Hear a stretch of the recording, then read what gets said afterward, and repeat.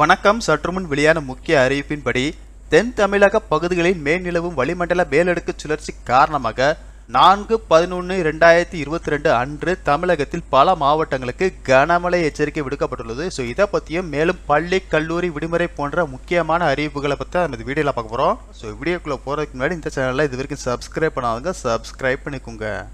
சற்றுமுன் சென்னை வானிலை ஆய்வு மையம் வெளியிட்டுள்ள அறிவிப்பில் தென் தமிழக பகுதிகளில் மேல்நிலவும் வளிமண்டல மேலடுக்கு சுழற்சி காரணமாக தமிழகத்தில் இன்று மயிலாடுதுறை, நாகப்பட்டினம், தஞ்சாவூர், திருவாரூர், புதுக்கோட்டை, ராமநாதபுரம் மாவட்டங்கள் மற்றும் காரைக்கால் பகுதிகளில் ஓரிரு இடங்களில் கனமழை முதல் மிக கனமழையும், செங்கல்பட்டு, கடலூர், விழுப்புரம், அரியலூர், பெரம்பலூர், திருச்சி, கரூர், நாமக்கல், சேலம், கள்ளக்குறிச்சி, தேனி, திண்டுக்கல், மதுரை, விருதுநகர், சிவகங்கை, தென்காசி, தூத்துக்குடி, திருநெல்வேலி, கன்னியாகுமரி, நீலகிரி, கோவை, திருப்பூர் மாவட்டங்கள் மற்றும் புதுச்சேரி பகுதிகளில் ஓரிரு இடங்களில் கனமழை பெய்ய வாய்ப்புள்ளது.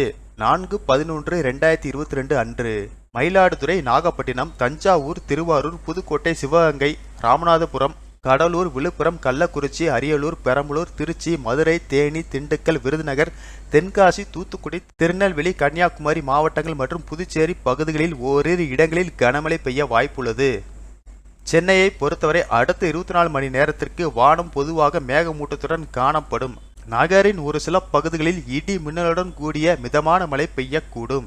தொடர் கனமழை காரணமாக அடுத்த 2 நாட்களுக்கு புதுச்சேரி மற்றும் காரைக்காலில் பள்ளி கல்லூரிகளுக்கு விடுமுறை அளிக்கப்பட்டுள்ளது.